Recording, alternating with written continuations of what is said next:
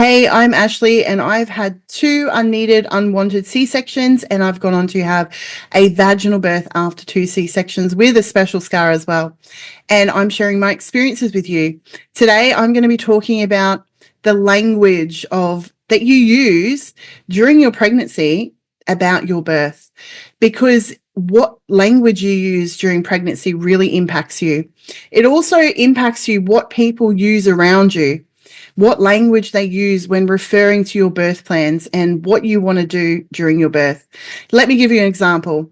I see all the time in VBAC groups women talking about the fact that they're going to try for a VBAC or they're hoping for a VBAC.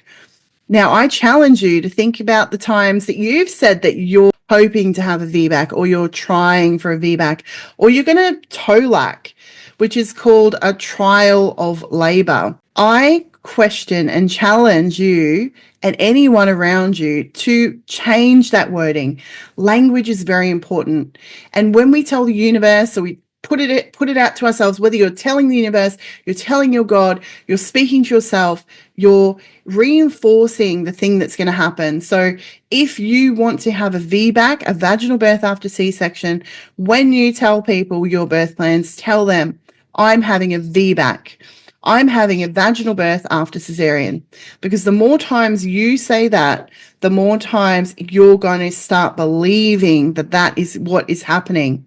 When you tell your healthcare provider, if they say to you that you're going to do a trial of labor, you tell them, I'm having a VBAC.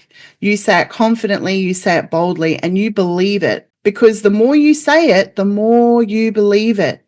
When you say, I'm having, say you're talking to a friend and you say, I'm going to try to have a vaginal birth after cesarean. I'm going to try to have a VBAC, but I don't know, maybe I won't, maybe it won't work. You're not really instilling confidence in that birth plan, are you?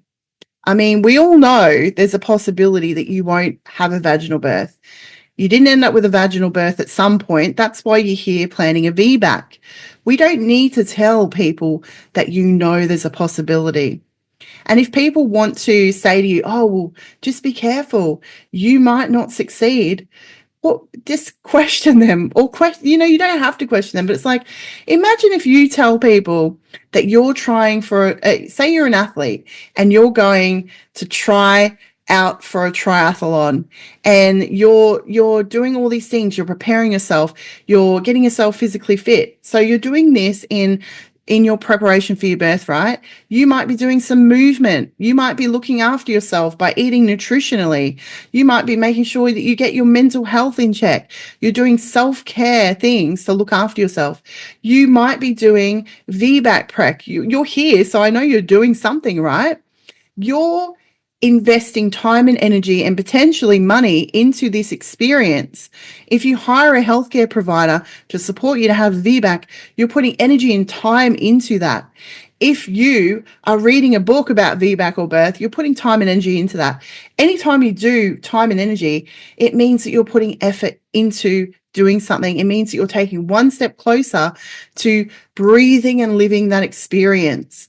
And every time you say to somebody or the universe that you're doing this thing, you're getting one step closer to doing it. Plus, you're convincing everyone around you without making it a thing that you're doing this thing. So when you're talking to your care provider, it's not a matter of, please allow me to have a vaginal birth. Please, I'm begging to have the rights to give birth out of my vagina.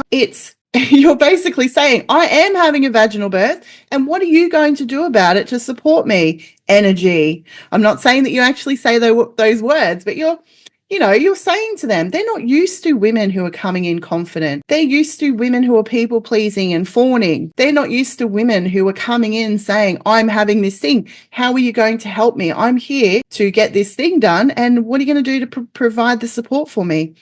The more you use this energy and the more you understand how language has power, the more you can use that in your birth as well. And the more you can start communicating your needs and what you need. So back to the triathlete. So say an athlete is trying to do this thing, right?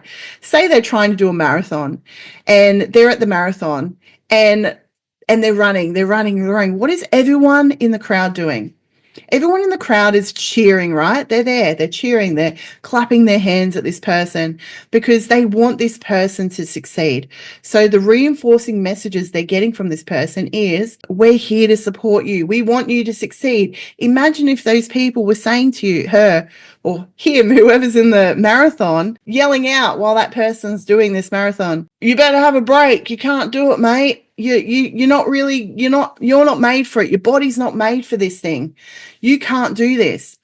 It's really important to understand when people are giving you those types of messages. When it comes to having a vaginal birth after cesarean, remember that language is important to give you confidence, to find the strength within yourself, to find the right birth team so that you can feel more confident through this journey. If you've enjoyed this video, check out one of the other videos. Come and also look at the freebie that I've got available, which is the VBAC starter kit. It's got plenty of information about VBAC. It's your place to start learning about VBAC. Also, if you're looking for support in a village and having other connection with mamas on the same journey as you, come and join us in our VBAC village. I look forward to seeing you soon in another video.